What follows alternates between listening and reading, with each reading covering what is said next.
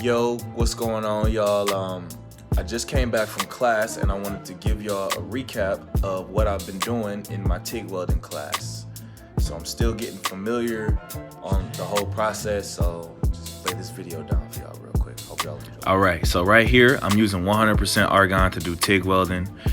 The 2 meters up top, I believe one shows how much pressure is in the tank and the second one shows how much gas flow I got coming through my line.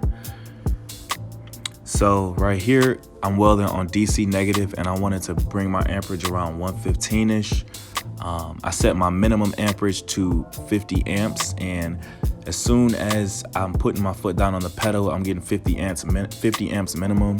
I want to be able to control my heat while I'm welding. That's a big thing with TIG. So right here is what I believe is our post flow right here. I adjusted it down to about 20. It was a little high at 25, but once we put our foot on the pedal, we can see how that ball goes up a little bit. We want to bring it down some.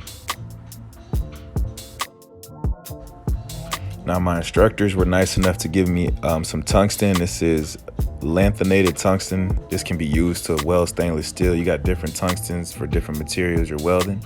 And I'm using a 332nd collet with a gas cap.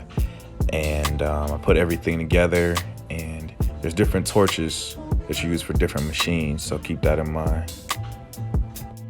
I'm gonna be using some ER308.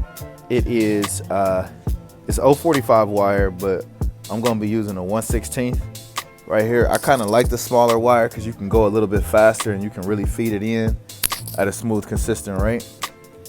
So I'll go from here. So right here, I was cleaning my stainless steel, and I actually just got a wire brush that's used specifically to clean stainless steel, but this is what I was doing for now, just to clean some of that meal scale off the stainless steel. You want to really clean all of your materials when anything you welding on, so yeah.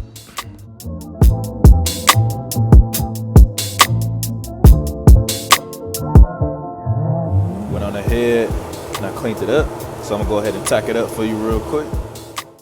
Now that I got my stainless steel, I want to tack it up and I want to do a T-joint.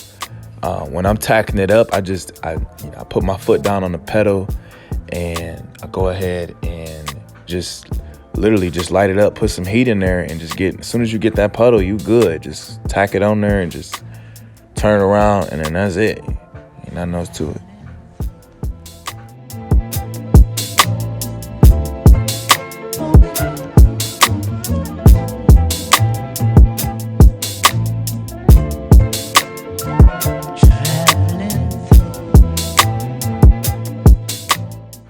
Now, at this point in time, I personally want to thank my instructors because I had to learn that I had to turn my shade all the way down so I could see my puddle.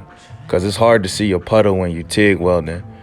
And, you know, when you welding with 1/16 wire, you really have to push that wire into that puddle. And, you know, you want to get a buildup. You don't want your weld to be concave. Now you want to take your time, you want to be consistent all the way through, and it's different. It's really different. So it took me a while to get it, but I just kept going and practicing.